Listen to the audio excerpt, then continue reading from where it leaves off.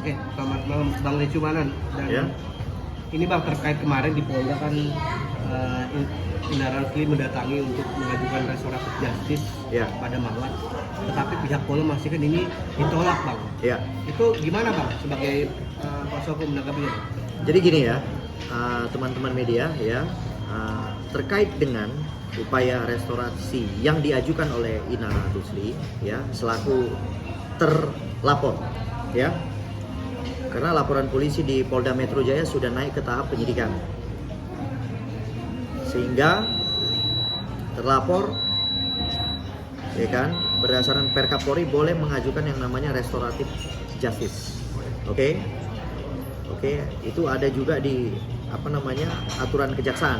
Ya, jadi terlapor atau tersangka itu boleh mengajukan yang namanya restoratif justice. Tidak ada masalah itu. Itu sesuai kok dengan peraturan Kapolri, ya. Nah, artinya apa? Ini kan ancaman pidana yang diadukan oleh saudara M ya terhadap Indra Rusli ini kan adalah ancaman pidana yang sebenarnya di bawah 2 tahun. Oke. Jadi terhadap ancaman pidana yang di bawah 2 tahun sebaiknya dilaksanakan restoratif justice saja. Karena kenapa? Kalau mau berpanjang-panjangan, ini jangan harap bisa menahan Indra Rusli kalaupun nantinya ditetapkan sebagai tersangka. Oke? Karena kenapa? Ancaman yang di bawah 2 tahun tidak layak untuk dilakukan penahanan. Itu yang pertama.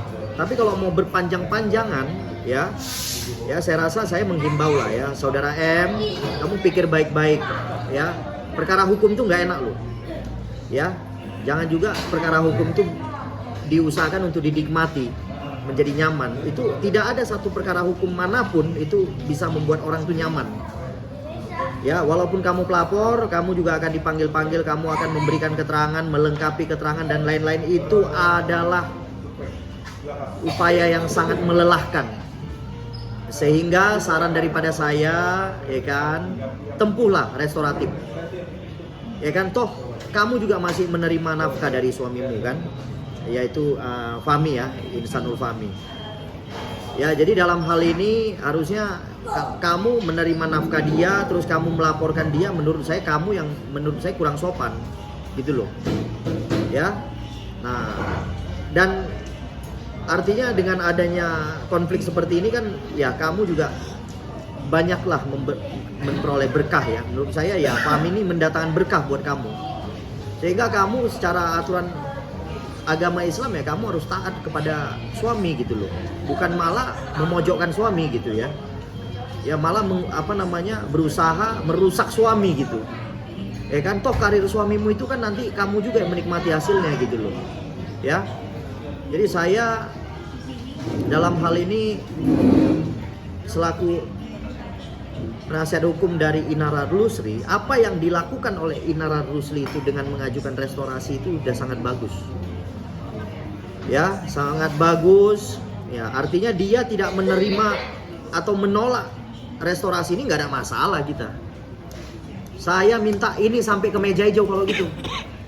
Kita akan faktakan, ya. Saya perlu juga menyampaikan ya keterangan kepada Polda Metro Jaya. Ketua Komisi 3 Habibur Rahman telah menyatakan dalam beberapa acara TikTok ataupun YouTube menyampaikan bahwa nikah siri dan poligami itu tidak dilarang oleh KUHP. Jadi hati-hati Polda Metro Jaya, jangan sembarangan menetapkan orang jadi tersangka. Ya. Ya, saya akan lakukan upaya hukum loh. Jangan sampai saya lakukan nanti laporan terhadap Propam Mabes Polri. Karena kenapa? Jelas ketua komisi yang menandatangani KUHP ya kan telah menyampaikan yang namanya nikah siri, poligami tidak dilarang. Oke, itu jelas ya. Kita semua tahu. Kalian boleh cek lah melalui TikTok ataupun melalui YouTube. Silakan dicek itu. Ya. Jadi kalau kalian butuh ahli, kalian periksa dulu yang ngomong itu Pak Habibur Rahman itu ketua Komisi 3. Jadi jangan kalian ya kan dengan atensi tertentu, dengan nafsu tertentu, dengan dorongan tertentu kemudian sembarangan menetapkan orang sebagai tersangka. Ya saya yang paling depan akan melakukan upaya hukum. Ya kan bukan hanya kepada pelapor, juga kepada penyidik yang sedang menangani perkara di Polda Metro Jaya. Oke? Selanjutnya saya mau sampaikan kepada Polda Metro Jaya, laporan illegal access kami di Mabespori telah naik penyidikan. Artinya apa? Sesuatu yang kalian jadikan alat bukti dalam proses penyidikan laporan saudara M, ya, yang diduga diperoleh secara tidak sah, sudah naik ke tahap penyidikan. Ini hati-hati loh, ya, polisi yang memproses sesuatu laporan menggunakan alat bukti yang tidak sah, ini dapat dipidana loh, saya kasih tahu loh, ya, saya kasih tahu. Jadi saya minta laporan Polda Metro Jaya di hold, ya, di hold, dan biarkan laporan Mabespori berjalan dahulu. Karena kenapa? Kedudukan Mabespori lebih tinggi daripada Polda Metro Jaya. Oke, selanjutnya saya mau sampaikan kepada pihak penasihat hukum dari saudari M, ya. Ya, saya bukan inilah, ya, artinya Anda juga banyaklah buka-buka YouTube, itu ketua komisi udah ngomong gitu loh. Jadi jangan seolah-olah, ya kan, menafsirkan kemana-mana gitu. Ya, saya tidak mau berkomentar terkait nikah sirinya karena itu personal. Oke? Saya hanya mau mengomentari terkait penegakan hukumnya. Karena kenapa? Saya diberikan kuasa oleh Inara Rusli adalah dalam rangka penegakan hukum. Oke, bukan mencampuri urusan pribadinya. Oke? Jadi terkait dengan nikah sirinya biarkan nanti ahli yang menjelaskan. Oke? Ahli perkawinan ataupun mungkin ustadz atau yang memiliki kompetensi untuk menjelaskan lebih baik. Karena bukan saya. Ya kan, saya hanya bertugas membela klien saya. Oke? Terkait dengan keterangan-keterangan yang perlu dijelaskan oleh ahli perkawinan, baik itu kemudian ustadz dan lain-lainnya, perangkat-perangkat lainnya yang lebih ngerti terkait dengan nikah siri itu, ya lebih baik dijelaskan oleh orang yang memiliki kompetensi tersebut. Jadi jangan menafsirkan. Jadi saya minta juga kepada pengacara di sana itu, ya janganlah sembarangan ngomong gitu loh. Ya kan? Anda itu kan membela. Gini aja lah. Kamu fokus pada laporan kamu, saya fokus pada laporan saya. Kita lihat siapa duluan naik tersangka, gitu aja. Ya. Yang selanjutnya saya mau katakan, ya, saya akan mendesak Mabespori juga untuk memanggil saudari M. Karena kenapa?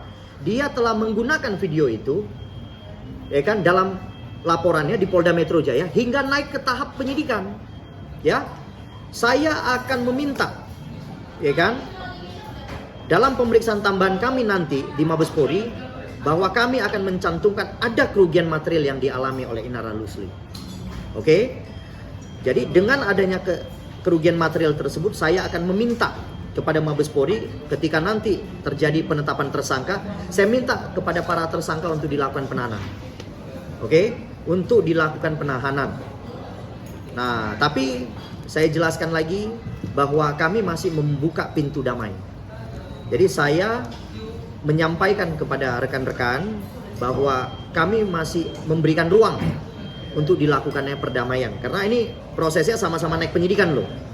Ya. Jadi saya minta kepada pihak sana jangan ada lagi yang coba-coba berspekulasi. Karena kenapa? Apabila makin banyak orang-orang yang berspekulasi dalam perkara ini, saya akan pastikan kita akan lakukan proses hukum. Bang, oke Bang. Abang tadi kan dengan tegas menyatakan bahwa ingin mendesak Mawa diperiksa juga terkait dugaan illegal access. Artinya Abang juga mengejar Mawa ini. Apakah ini merupakan bentuk bargaining karena mau Inara dan Insanul dilaporkan sehingga biar sama-sama iya. Oh iya, jelas lah. Itu sudah jelas. Itu kan saya terbuka aja di sini. Kita melaporkan illegal access. Pihak sana saudari M melaporkan katanya perzinahan. Ya, ancaman hukuman perzinahan di bawah 2 tahun. Oke? Illegal access kami di atas 5 tahun. Saya maunya semua ini damai. Untuk apa sih ribut-ribut? Ya kan? Nah, sekarang pertanyaan saya, secara hukum Islam, istri itu harus nurut sama suaminya. Istri kan menganggap suaminya imam, betul tidak? Ya kan? Imam itu artinya apa? Guru. Ya kan? Yang bisa membawa keluarga itu ke arah yang baik dan lain-lainnya. Ya kan? Di sini kan dia berbuat baik kok, ya kan? Walaupun ada hubungan, ya, yang diklaim sudah ada nikah siri, itu kan ibadah sebenarnya. Artinya jangan dong istri pertama melarang ibadah suaminya. Yang benar aja. Jadi saya minta ya, Saudari M pikirkan baik-baik. Saya akan mendorong terus. Saya akan mendorong terus Mabes Polri untuk mengejar siapa-siapa saja yang terlibat dalam perkara ini. Bang, berarti dalam artian nggak ngaruh ya bang, mau ditolak atau enggak ke, atau mereka bilang kan karena Saya dari awal sudah tidak sepakat. Untuk apa diajukan RG? Lanjut aja, nggak ada masalah kok. Ya kan? Ya, saya mungkin rekan-rekan wartawan tahu saya pegang perkara banyak loh. Ya, perkara-perkara viral juga saya pegang. Ya, saya tidak pernah mengajarkan klien saya untuk RG ataupun untuk damai. Nggak ada. Ya kita perang-perang aja, gitu loh. Ya kan? Indonesia merdeka juga karena perang kok, walaupun pakai bambu runcing kan gitu. Ya kan? Berarti artinya apa? Ya kan?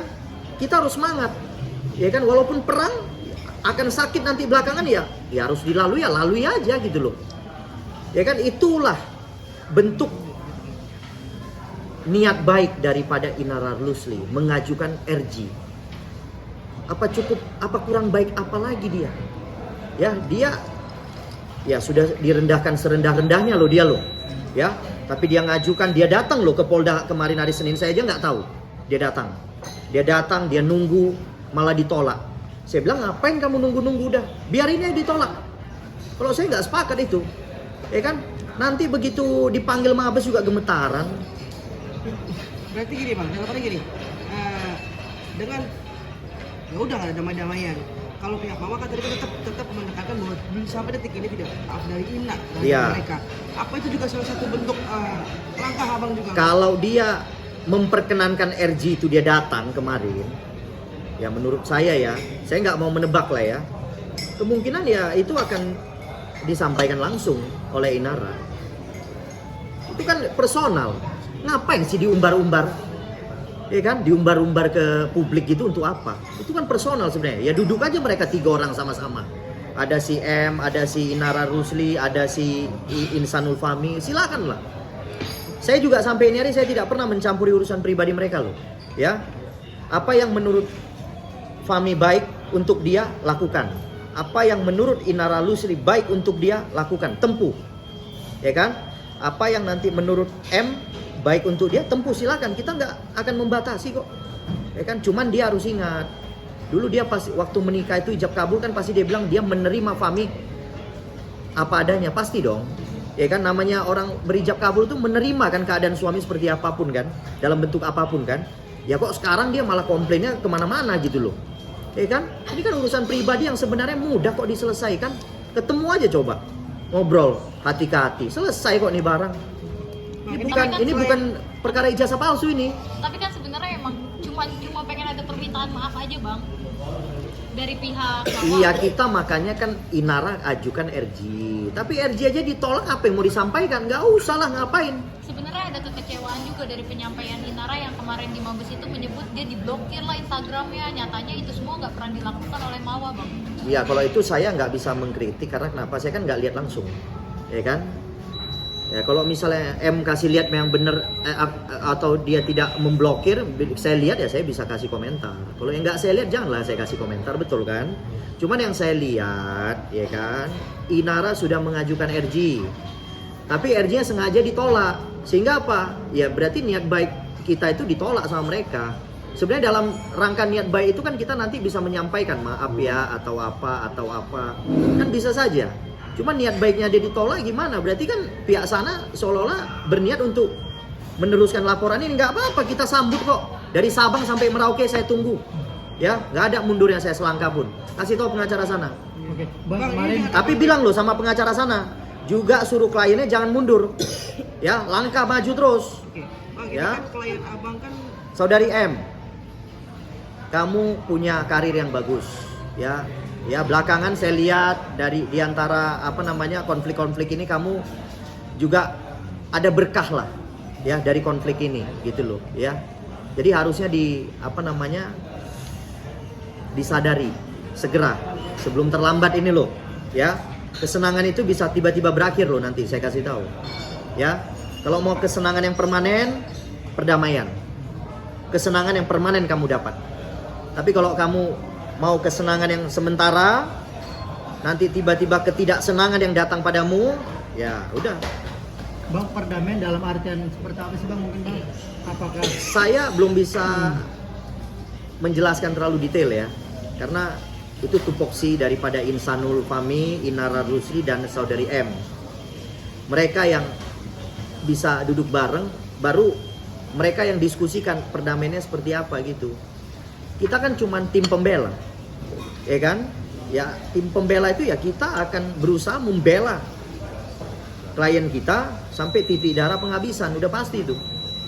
Oke Bang, kemarin juga ada statement Inara yang membuat masyarakat itu justru mengkritik keras. Artinya ketika dia sebut meminta kepastian dari Ihsanul dan Ya, Mawar. iya, Itu pastilah. alasannya apa Bang? Kok sampai Inara mengeluarkan statement tadi?